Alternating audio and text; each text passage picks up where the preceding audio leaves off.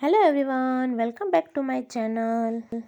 आज मैं आपके साथ शेयर करने जा रही हूँ किचन की कुछ स्पेशल कुकिंग टिप्स।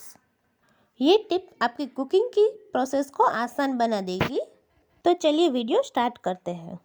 हम अपनी रसोई में कड़ी पत्ते का इस्तेमाल तो करते ही हैं, जो न सिर्फ खाने का स्वाद बढ़ाता है बल्कि सेहत के लिए भी बहुत ही लाभदायक होता है। इसे कड़ी पत्ता या मीठी नीम के नाम से भी जाना जाता है। इस वीडियो में मैं आपको बताऊंगी कि आप ज़्यादा दिन तक कड़ी पत्ते को फ्रेश कैसे रख सकते हैं। इसके लिए हम इस तरह से कड़ी पत्ते की डालियों को रिमूव कर लेंगे। हमें कड़ी पत्ते की सारी डालियों को निकाल लेना है। अगर आप इस तरीके से कड़ी पत्ते को स्टोर करेंगे तो ये लंबे समय तक सूखेगा भी नहीं और हरा रहेगा और आपके खाने के स्वाद को और बढ़ाएगा। तो आप देख सकते हैं इस तरह से मैंने सारी डालियों को रिमूव कर लिया है। अब आप कोई भी एयरटाइट ऐसे कंटेनर ले लीजिए। आप कोई भी प्लास्टिक का डब्बा जो आपके घर में पड़ा हो वो ले सकते हैं। उसमें आप एक कागज़ का पत्ता रख दीजिए, या आपके पास अगर टिश्यू पेपर हो तो आप वो भी रख सकते हैं। कागज़ को हम इस तरह से अपने कंटेनर में रख देंगे और उसमें हम कड़ी पत्ते को रखेंगे और उससे कागज़ से कवर कर लेंगे। अब उसके ढक्कन को भी क्लोज कर देंगे। अब आप इसे फ्रिज में स्टोर कर सकते हैं। ये 15 से 20 दिनों तक फ्रेश रहेंगे। आप इस तरह से धनिया और मेथी को भी फ्रेश रख सकते हैं। क्या आप घर पर ही नारियल का बुरादा बनाना चाहते हैं तो आप ये मेरा वीडियो पूरा देखें। आप घर पे ही फ्रेश नारियल से आसानी से इसका बुरादा बना सकते हैं। उसके लिए मैंने फ्रेश नारियल लिया था और उसका ब्राउन पार्ट रिमूव कर लिया था और उसे मिक्सचर में ग्राइंड कर लिया है। इस तरह से चूरा तैयार हो चुका है। अब इसको सुखाने के लिए हम इस तरह से इसका सारा मिल्क निकाल लेंगे। ये कोकोनट मिल्क हमारे बालों के लिए भी बहुत ही अच्छा है। इस तरह से हम अपने सारे कोकोनट में से मिल्क निकाल लेंगे। आप देख सकते हैं मिल्क निकालने के बाद ये कितना खिला खिला लग रहा है। आप इस ट्रिक से आसानी से घर पर नारियल का बुरादा बना सकते हैं। अब हम इसे 2 दिनों तक छांव में ही सूखने देंगे। 2 दिन में ही ये बिल्कुल सूख जाएगा और बनकर तैयार हो जाएगा हमारे नारियल का बुरादा।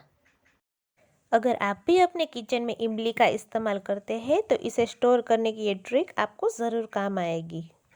वैसे तो सूखी हुई इमली साल भर दुकानों में मिलती है, लेकिन जो ताज़ी इमली का स्वाद होता है वो बाजार की सूखी इमलियों में आ ही नहीं सकता। तो इस तरह से घर पर आसानी से आप सीजन की मीठी इमलियों को स्टोर कर सकते हैं। तो आज मैं आपको इमली को स्टोर करने का आसान तरीका बताने वाली हूँ।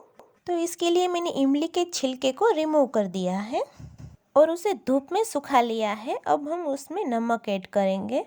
उसमें हम अच्छी तरह से नमक मिला देंगे। मैंने इस इमली में 2 चम्मच नमक डाला है। नमक की वजह से ये बिल्कुल भी बिगड़ेगी नहीं और लगभग साल भर तक वैसी की वैसी ही रहेगी। नमक डालने के बाद हम उसे हाथों से अच्छी तरह से मिक्स कर लेंगे। हमें इस बात का ध्यान रखना है कि नमक हर एक इमली पर अच्छे से लग जाना चाहिए, जिससे वो बिगड़ेगी नहीं और साल भर तक वैसी की वैसी रहेगी।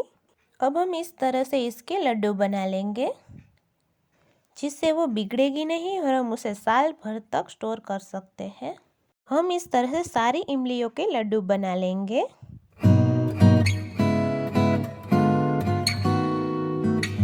अब हमने इस तरह से सारी इमलियों को तैयार कर लिया है।